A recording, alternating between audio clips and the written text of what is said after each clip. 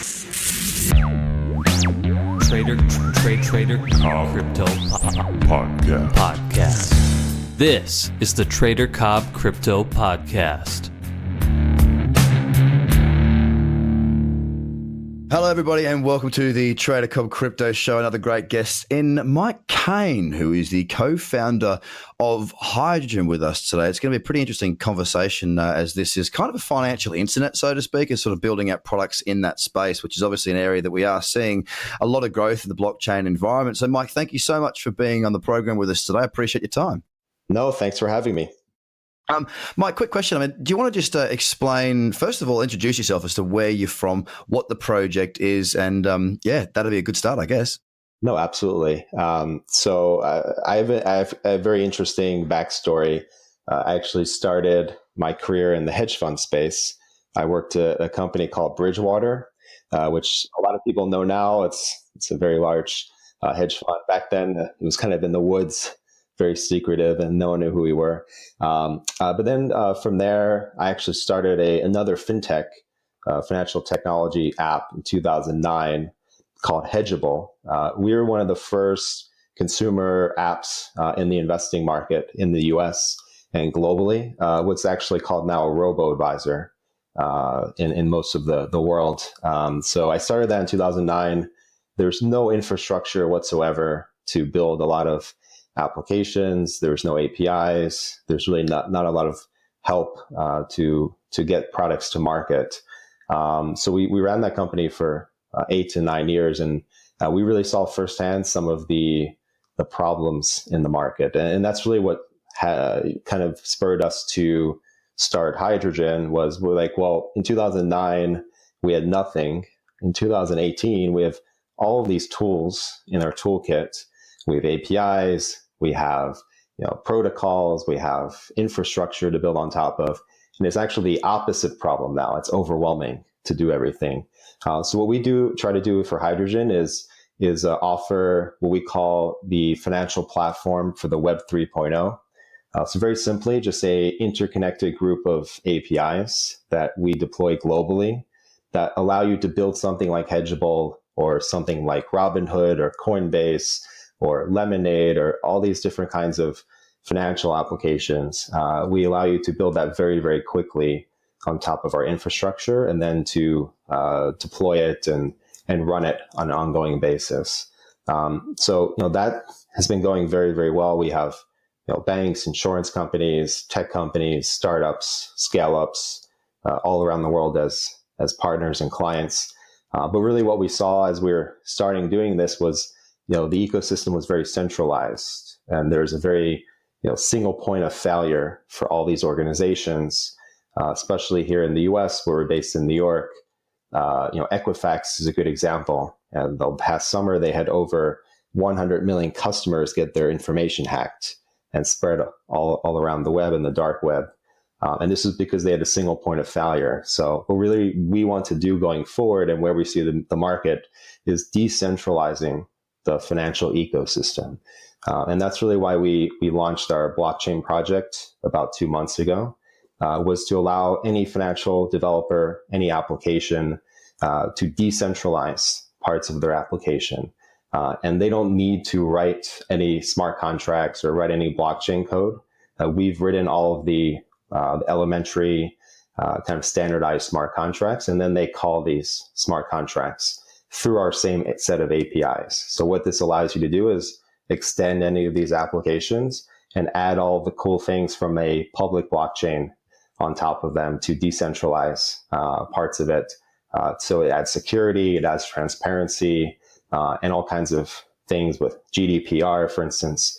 In Europe, there's just all kinds of applications going forward for these more decentralized ecosystems.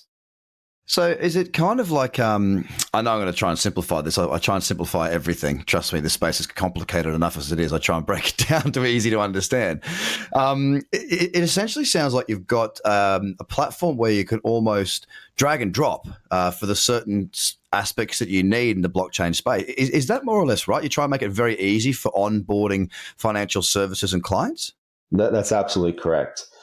So two fundamental things we're trying to do is, number one, bring public blockchain to financial services. As you know, nearly all financial blockchain projects are private and they're centralized. So things like R3, Hyperledger, that Linux and IBM market, they're really selling a kind of centralized group of banks or e-commerce players that deal with the nodes. So number one, we want to bring a public blockchain.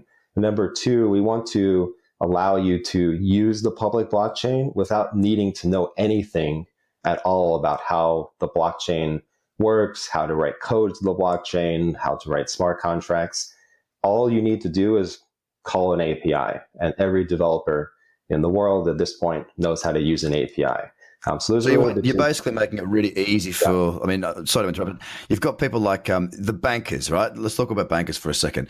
They are very good at what they're good at. All right. They're very good. I mean, if you recall even sort of July, August, October, September, all that sort of period of last year, the bankers were coming out and saying how Bitcoin was a fraud, how blockchain was bad, blah, blah, blah. And they were sort of, squashing it. And people were saying to me, because I've been trading for a long time now, and I do know how some of these people's minds work. They were sort of saying, what do you think of this? What do you think of that? And my thoughts were pretty straightforward and very, very clear was, well, as soon as they work out how to make money from it, they're going to be all in. And effectively, they did start to look at blockchain as opposed to Bitcoin and go, well, you know what? We should probably get on board this. Now, most of them don't do. They're not doers. They're not creators. They're not people that build tech products. They tend to, and we spoke about this briefly before the interview, they tend to acquire talent by buying companies as opposed to training, learning, and having those people there on the team. Effectively, what Hydrogen is trying to do is allow them to participate without having to buy the companies and so that they can sort of direct what they want and what they need, and you guys execute to their brief. Is that sort of along the right lines? That's correct. So if you think about it in terms of building a product, what we like to say is, too many people now are focused on building on the blockchain and not with the blockchain. So what we mean by that is, blockchain, we believe, especially in financial services, is really underlying some of the products and features.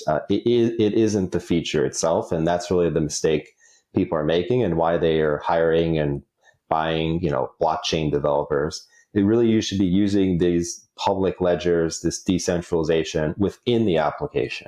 So the end customer doesn't even see it.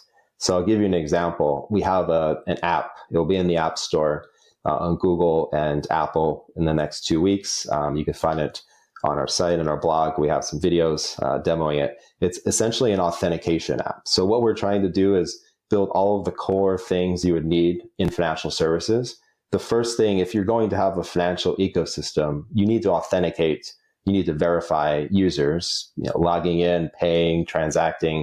If you don't know who they are and you can't verify them, the whole ecosystem collapses. So what we're trying to do is add a decentralized layer to that.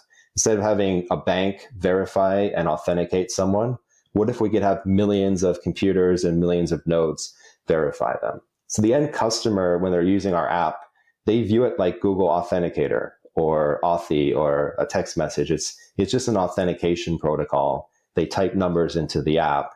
They don't know that underlying that, we're using a blockchain. It's immutable. It's tied to their phone and tied to their ID. And it's just much more secure than doing it through one of those more centralized means. So that's really what we're trying to do, is allow companies to use these blockchain elements within products embedded in them just by calling an API, and the end customer, the end user doesn't even know that they're using blockchain. And this is really what we think is the future of the space. Speaking of the future of the space, Mike, you spoke of your background. Obviously, you've got a tech background. You've been in hedge funds. You've got a financial savvy about yourself as well as a tech savvy to bring these two things together. When I was in New York, I was speaking to a lot of people, obviously, and the biggest thing that we were talking about was what's the hurdles right now in the marketplace. Now, as we speak right now, Bitcoin has come off. The market has come off. I'm not too concerned about what the price is doing. I'm a trader. I trade direction and I invest in the space. I've right now I have direction, it's down, and I have a lot of confidence in the space because I'm an investor in that space and I understand it. What do you see as being the hurdles for the space to continue to grow? And when I say grow, I mean, obviously right now, majority of the money in the space is kind of what I call mum and dad money. It's little investors, and that's why it's so emotional. That's why it fluctuates so extraordinarily, and that's what the volatility is there. But once that traditional investor money starts to come in and the institutional money starts to come in, I think we're going to see another wave come through. But what do you think's the holdover? What's preventing them at the moment? I think I know what it might be, but I want to get your point of view too, Mike. Yeah, so we think it's really simple. There's just not enough tangible, real products in the market. There's a lot of dreams. People call white papers, we call business plans. They're not really white papers. They're people predicting that something they're going to make, and a lot of it isn't feasible. Because we've run companies for 10 years, we run tech companies, we scaled them. This company we're scaling, we're running it like a business. So we view it like any other business. You don't promise things you can't make, and you only tell people about things you've already started working on. So if you look at, for instance, our site, we don't have a roadmap on our site. We tell you, here's our authentication app that we're working on, and here's why we think it's better, et cetera. So there's just not enough real products. I think it's just not a mature enough space to maybe bring in the institutional money, because institutions are conservative, as you know. They don't just jump into things. They want to see real results, real products, real usage. I think over 90% of new token offerings now, they don't really ever get a product to market. So that's a problem. And I think if that doesn't turn around, you're going to see, the same kind of market we're in now. What I find fascinating, though, is, I mean, as you just said, 90% of tokens don't actually, new tokens don't actually do anything effectively, right? But still, there's a 60% rate of failure. Now, that is pretty damn good odds. If 90% don't do anything, but only 60% are failing, that's better than going into normal entrepreneur business space, where 95% of businesses fail in the first year. It's a funny world, and I think it's because the level of investors are not sophisticated.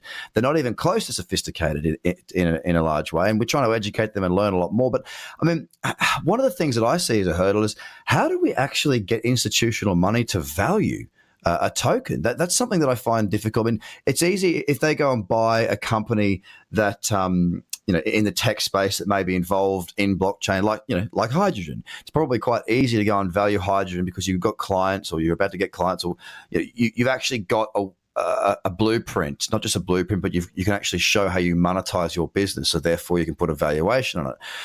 As you were saying, a lot of these tokens and a lot of these coins coming into the space, they're not doing anything right now. And they're almost sort of saying, look, we want to put satellites on the blockchain, and a bunch of other people are going, yeah, that's a great idea. But traditional money is going, what on earth are you smoking? No, I think it's hard for them to absolutely. Yeah. I think the real, I would say, dichotomy is you have, true utility ecosystems. And that's what we're building, where there's staking and there's tokens moving back and forth to do different things with real reasons behind them. But most of the projects, you're really just investing in the company when you're using the tokens. So I agree. If you're just investing, but then that is their business model, is the token going up in value. There is no other there's no way for them to monetize the company. So as an investor, it's not worth anything if you're just investing in the company and there's no revenue model there. So I think there needs to be more true ecosystems utility. It's very easy actually to value ecosystems. Alibaba is a good example. It's a huge ecosystem of e-commerce and payments and different things, and they all kind of feed off each other. So there just needs to be more of that. There's very few projects that do that. We just think it's going to take a little while for many of the initial, bad actors and bad projects to be flushed out. But in the end, we're very true believers in product. People who build the best product, they may not be, you may not see that the first 6 months, first year, first 2 years, but in the long term, firms like Netflix, who were struggling for a long time, and Amazon, eventually they break through and they become, the industry players and industry killers. Yeah, I think that's a really good point, mate. From my point of view, and everyone who listens to the show will know that I strongly believe that most people look too much at the token economics or the tokenomics. And it's because it's a new world and it's brought a new world of investors, new world of speculators into the space. Often it's, money that hasn't invested in equities or in other markets. So it's very, very new, and they don't really know how to value a company because they've never done it before. But they look at tokenomics and they look up to certain influencers in the space that are telling them this is the way to do it. Now, rightly or wrongly, they buy into that, and I think a lot of the marketplace is forgetting that without a real business, effectively you might have the token go up in value, but it's not going to stay there because there is no intrinsic value. I mean, Bitcoin has a value in the sense that it was a first in the space. It is something that we can use. We can currently pay for things with something like Bitcoin, but it's first mover advantage. You got a new token coming in. Let's call it Bitcoin Mac 2. Why is that going to have value? Well, it's probably not. They might come up with some announcement or someone might do a tweet and it might shoot up in value and then crash back down. But that's not a world of which institutional money is interested in, or traditional money for that matter. And when I say traditional money, I mean, people that are active investors in equities. They're not so much involved in crypto just yet because it's just too much of a wild, wild west at the moment. Interesting, though, to see that there's some chatter about the ICO space and trying to get rid of some of the mugs that are in there. It seems to be perceived negatively in the market, but I think it's a really positive move forward. And I think more news like this and more sort of clampdowns will help the space to get a bit of maturity, walk in the right direction, and help more institutional money to come in. So, look, back to hydrogen. Thanks for that little spin-off about where we're at right now. But what's your end goal? Like, obviously, that you're doing a lot in the space right now. You've got a long way to go to achieve everything you want to. When do you get to a point, if ever, where you can kind of sit there and go, oh, wow, we executed that. We just did that. What is that end vision? Yeah, it's a great question. So let me tie that into your last point as well. So we have a real business. So our other API sets are paid. So right now you pay those in dollars, and we have large enterprises that use them and startups that use them. So we have a real business. We view blockchain as a piece of the puzzle, not necessarily the whole puzzle. And that's really where we see the future and how we think we'll be successful and other firms will be successful. As you mentioned, building satellites on the blockchain, that's really not the end goal here. It's to basically do what we did in the dot-com era, which was to integrate, you call it e-commerce, and everyone just put .com at the end. The initial businesses that just threw up a white page and said we're .com and now we're worth $1 billion, they went away. It's those that use the value of economies of scale and digitization and the internet at their disposal to have global companies or things that could scale. Those are the ones that did well. So it's very similar to us in this ecosystem. For us to be successful, it's just building a more decentralized world where we don't have individual governments and banks and even startups like Uber or WeWork here in New York, an example. They just have all this power. We have 2 billion unbanked people in the world.